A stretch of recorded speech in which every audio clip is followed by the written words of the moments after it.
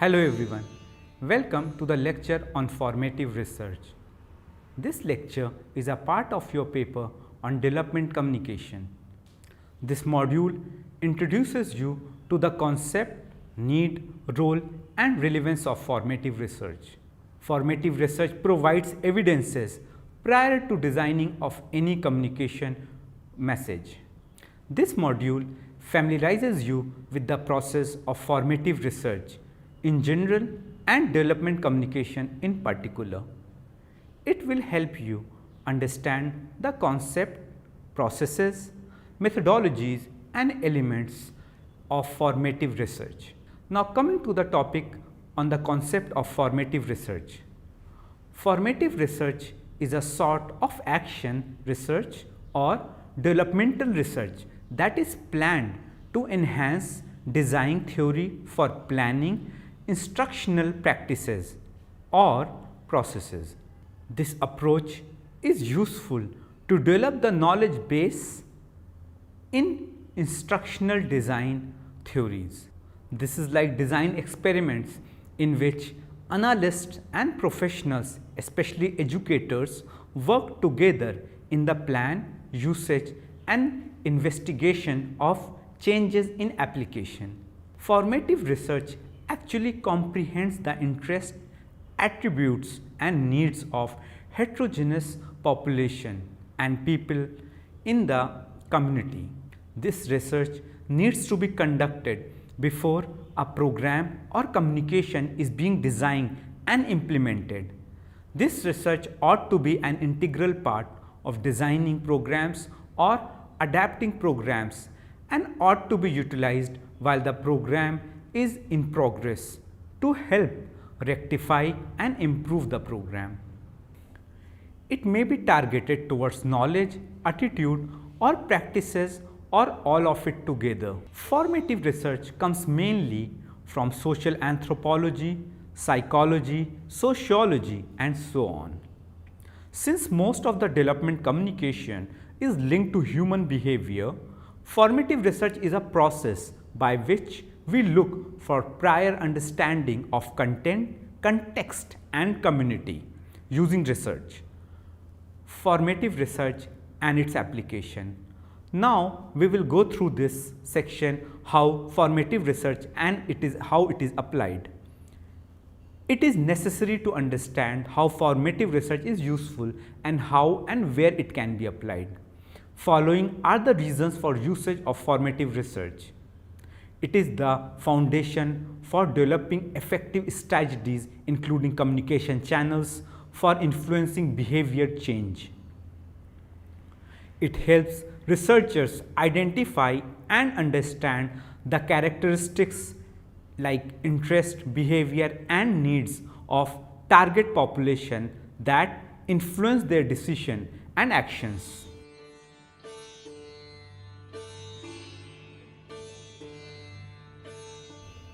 It is a research conducted during the development of program to help decide on and describe the target audience, understand the factors which influence their behavior and determine the best ways to reach them. It looks at behaviors, attitudes and practices of target groups, involves exploring behavioral determinants and uses a myriad of methods to collect data. It may be used to complement existing epidemiological and behavioral data to assist in program planning and design. Now let's see the process of formative research. During formative research, researchers gather information through secondary data review and primary data collection. To maximize the effectiveness of these formative research activities, researchers should employ an iterative process as shown in the figure which you would be reading in your e-text version.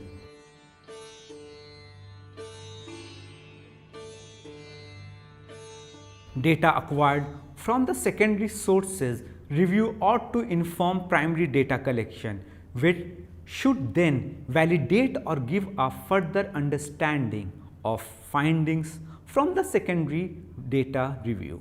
Particularly, formative research empowers researchers to recognize potential barriers to field operations, for example, participation barriers, and invent solutions to eradicate these barriers. Process of formative research begins with a survey of published and unpublished secondary data, which is utilized to depict a specific populace and develop an idea for primary data collection.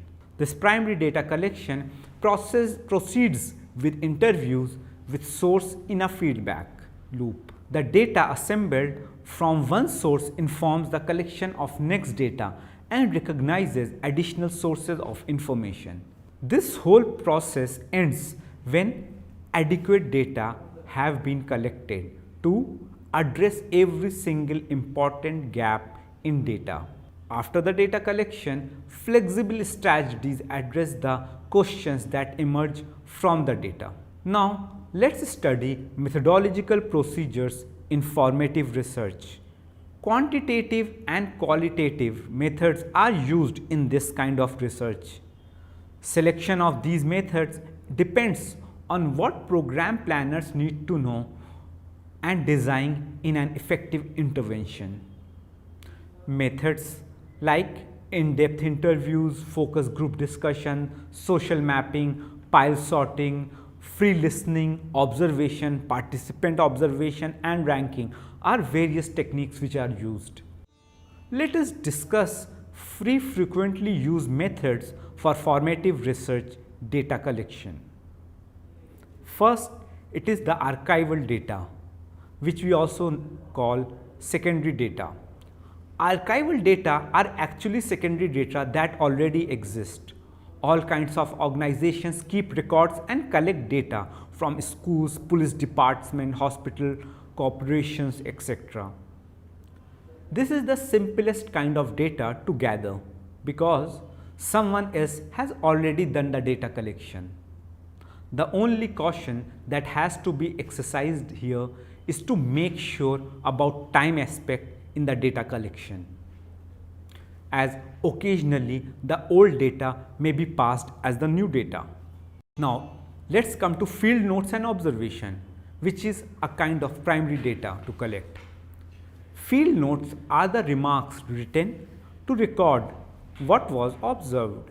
Observation is technique of gathering data to observe individuals in different settings to take note of their practices or see a situation in its natural setting. This need to be divided in a day to include writing up field notes. Following things should be kept in mind while doing so.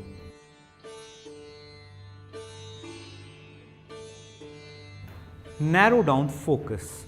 It would be easier if field officer has only one population to target, but if that not the case and has mixed population to be targeted, it would be easier if he or she scheduled the work with one population per day so that he or she would have time to focus and not mix up notes. It is very important to develop a written schedule for observation before going out in the field. This schedule consists of a checklist of specific things to look out for, specific questions to answer, and space for writing in independent notes. In this manner, data will be gathered in a systematic and structured way and will make the data more useful. Now let us come to the third method, that is focus groups. Focus groups can be used as beginning step to gather information about a population with no or little prior experience. Focus groups are a good approach to get some answers about perceived norms of a specific group. This can provide data about individuals' encounters and perceptions. Focus groups also helps understand difference between individual perceptions and opinions with that of the group. Focus group is not a group discussion. It needs to follow a procedure to bear optimal outcomes. Now let's see how to conduct these focus groups. discussions. First part in this is recruiting. To conduct proper focus group, you have to get the suitable individuals to take part in it. Think carefully how certain subgroups of the populace would help address a particular issue. Screening. It is necessary to have brief questionnaire to screen suitable participants. It is suggested to keep screening questions short and should cover the topics without offending the potential participants. Next is scheduling. It will be highly suggested to conduct 2 or 3 focus groups with each population. It is also a good idea to have focus groups in different geographic locations in your community so you don't end up with results that reflect local idiosyncrasies.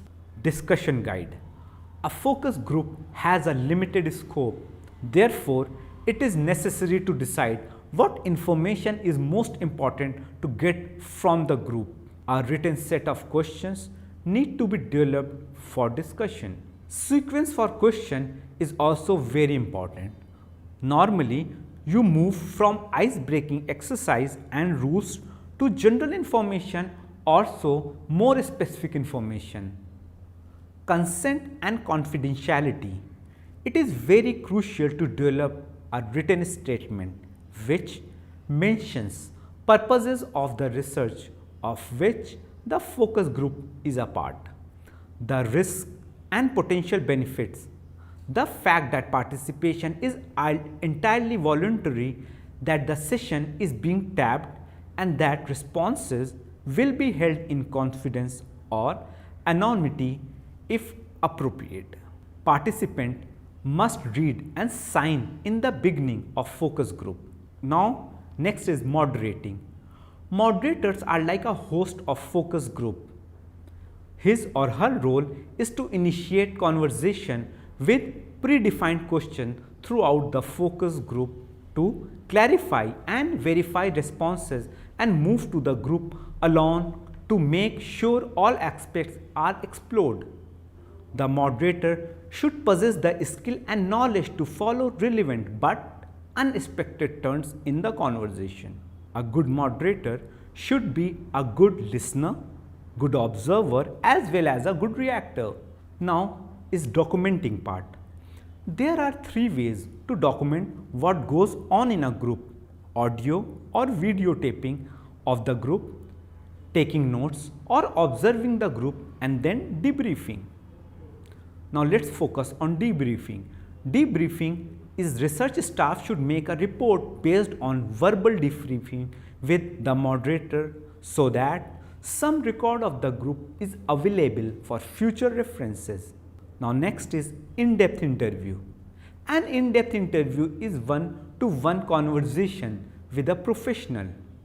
In-depth interviews are frequently used when not much is known about a populace and needs to get primary ideas from the participants. When you acquire your information by an in-depth interview, you typically have a small sample size and don't use random sampling to select participants. Subsequently, the outcomes may not generalize to people who were not interviewed.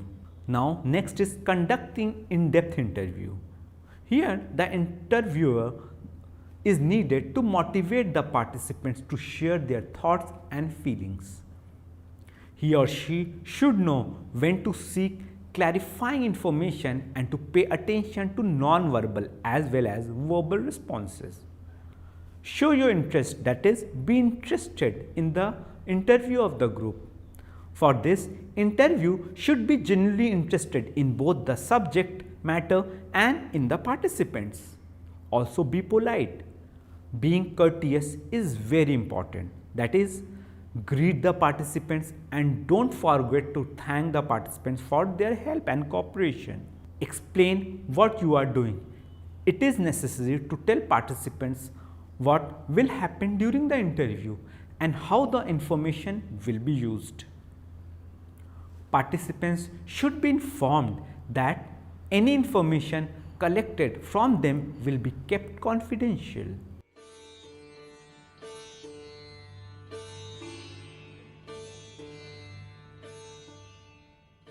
The questions.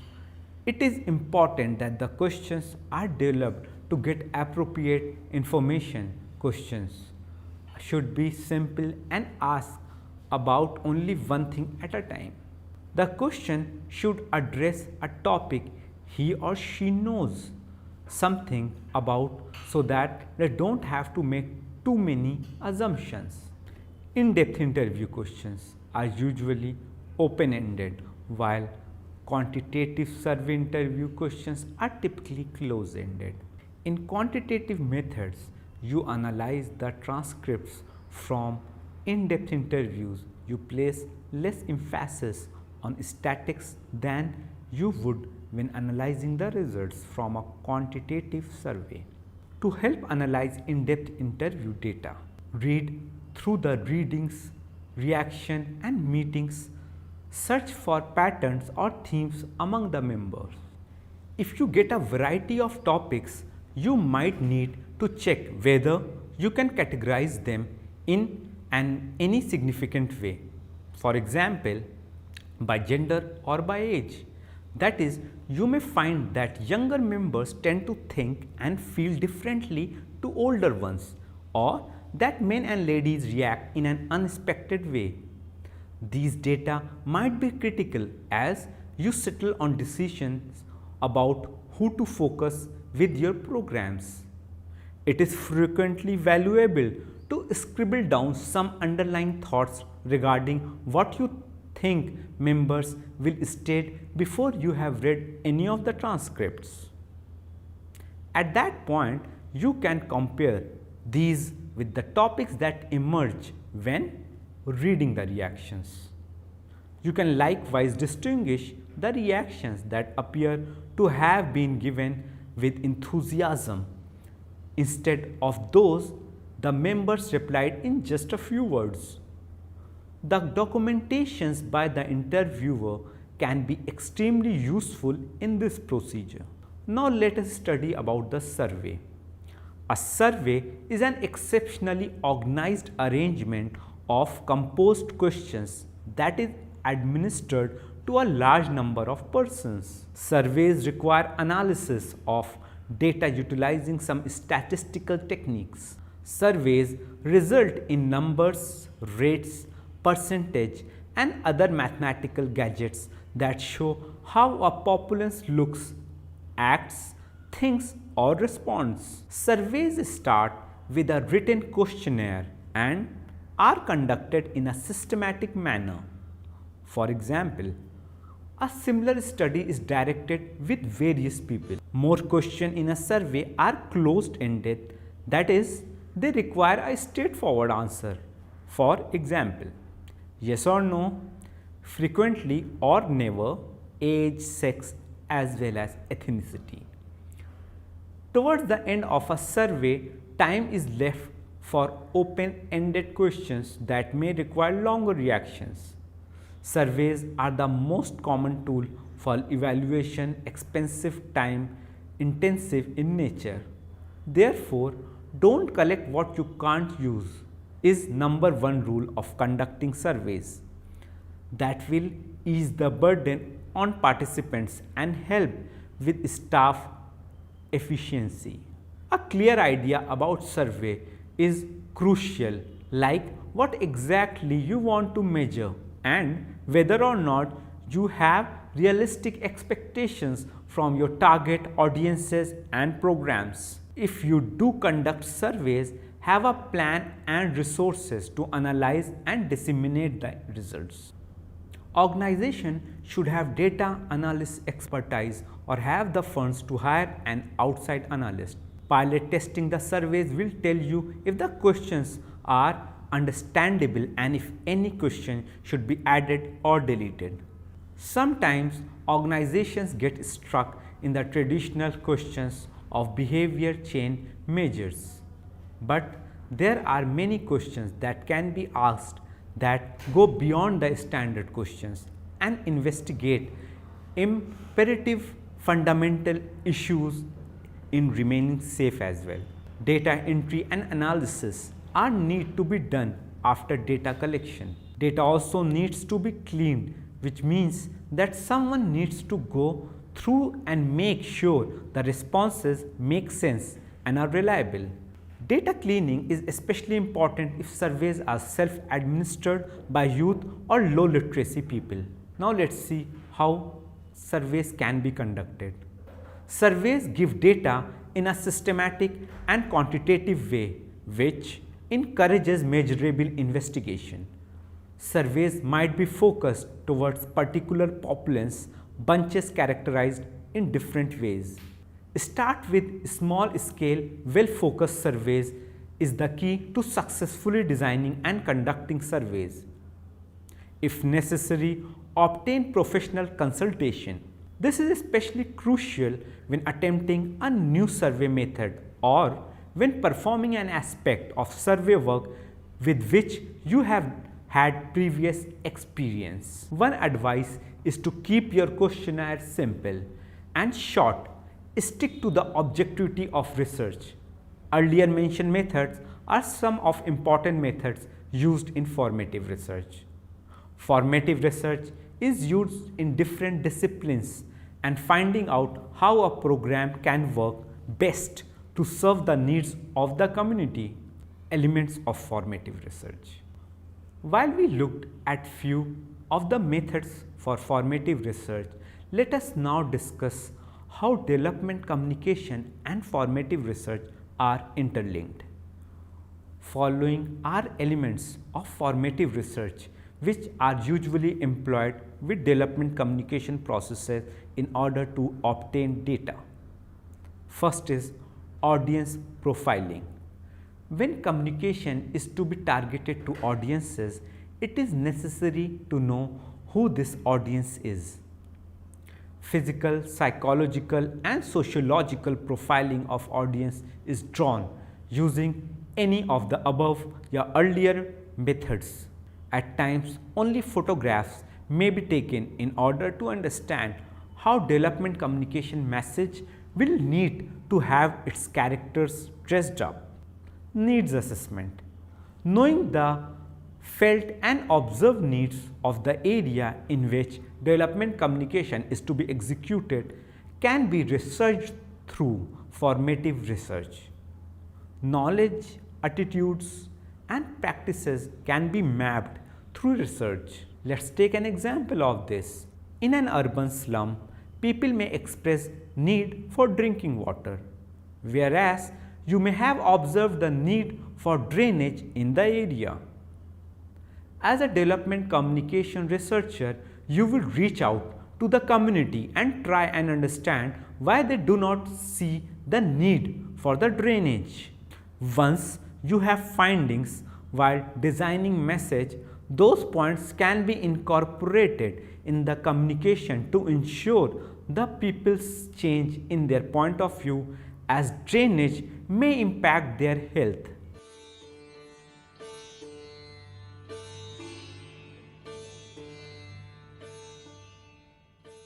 Problem analysis. Research is undertaken to help what are the problems, be it with reference to primary audience or as per the policymakers or according to the secondary audiences. Let us say there is a school dropout in the project area. To examine the reasons for it can be researched prior to designing messages. Pre-testing. Whenever communication messages are designed, there can be pre-tested with the simple audiences in order to measure effectiveness before sending out to the larger groups. Pre-testing can also help save expenses and correct errors prior to expanding the research of the message. Now next is input and feedback system. As a part of your project has defined input mechanism voiced in advance. During formative research, you explore whether the design input mechanism would be suitable or not and what will be the possible feedback if input is changed. There can be variations into the elements of formative research depending upon nature of project, scale of the project, type of community, amount of resources, degree of flexibility, scope of modification in project design, and so on and so forth. So this is all about informative research. Now I would like to conclude this lecture.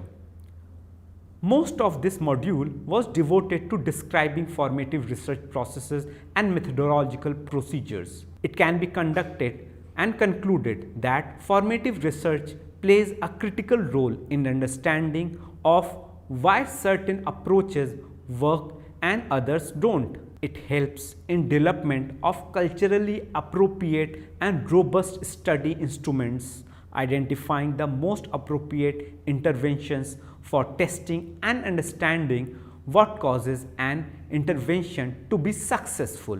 Formative research is an expenditure that can help us save wastage since errors can be modified in advance. For more details, please read the modules carefully and attempt the questions given at the end of each module. Thank you.